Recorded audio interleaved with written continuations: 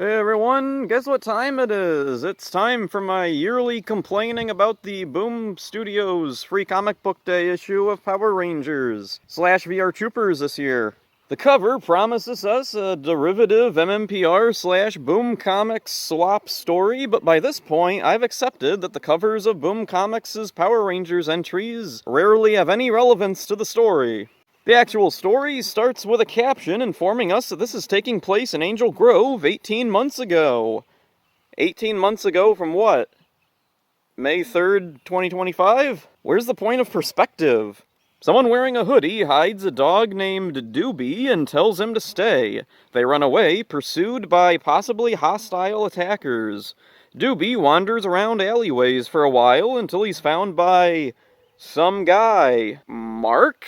He has purple marks under his eyes. Mark and some other guy take care of Doobie. So who's the other guy? Is that Matt?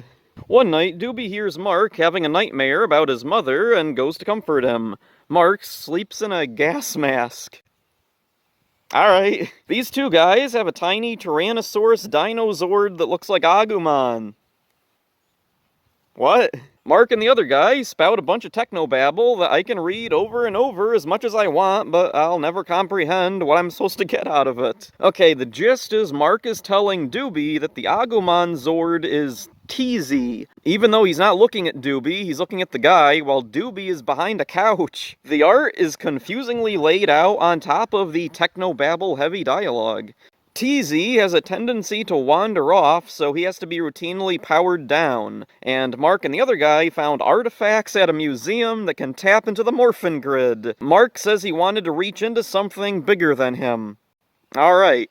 I'm not sure why these fellas think the friggin' dog is going to understand any of this, and even if it could, why relay any of this information to him? Months later, according to the caption text, the two guys are carrying some woman to their place. Once again, we get a caption telling us it's later. Cool. The guys leave Doobie while they go to the museum to help a friend. That night, Doobie overhears some intruders searching for the woman from earlier, presumably. Doobie floats and glows, which scares the intruders away. He turned into Mrs. Brisby there for a minute. He licks TZ, which proceeds to activate and jump out the window. TZ goes to the museum, I guess, and sees the Rangers featured on the cover engaged in a fight with the VR Troopers for some reason. What the fuck? I don't know what the hell any of this was. I'm sure this comic has its fans. I'm not sure what exactly anyone gets out of this, but people do like the comics. I'm just frustrated that whenever I pick up a Boom Power Rangers comic, I get the blandest, most interchangeable slop imaginable. This isn't a Power Rangers comic.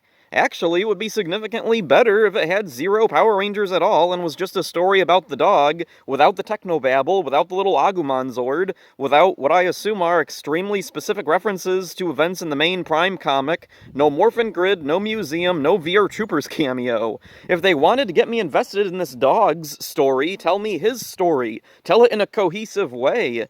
The way this is presented isn't cohesive at all, it's just muddled and confusing. Also, and this is my main problem with most of Boom's comics, why aren't there Power Ranger comics about Power Rangers? Why is nearly every season of the show ignored in favor of rebooting Mighty Morphin over and over? Why do the Mighty Morphin reboots so quickly go off the rails and switch focus to casts of original characters? What's even the point of calling it Power Rangers anymore? I guess for sales, because when they switched it to just calling it Mighty Morphin, sales went down.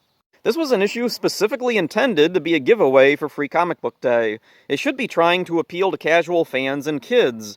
According to Hasbro / Playmates Toys / Saban / fucking Boom itself, Mighty Morphin is the sole season anyone outside the fandom knows or cares about. So why isn't there any focus on the Rangers? Why just the dog?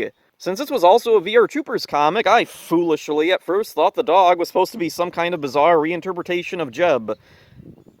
The VR Trooper comic doesn't have Jeb at all. You know who it does have? Fucking Doobie.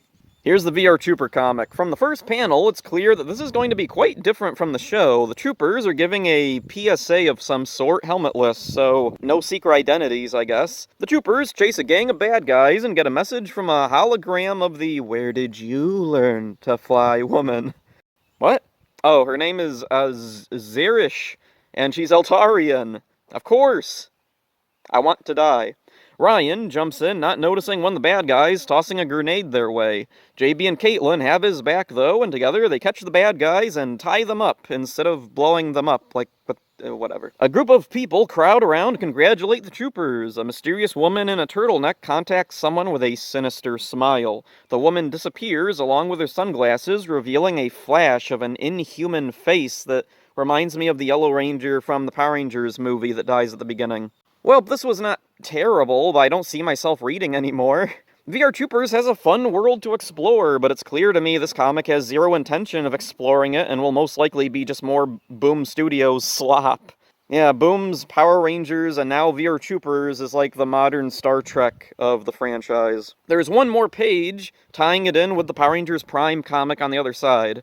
The VR Troopers are on the news, and the woman that the two guys carried home is awoken by Doobie licking her face. Necessary.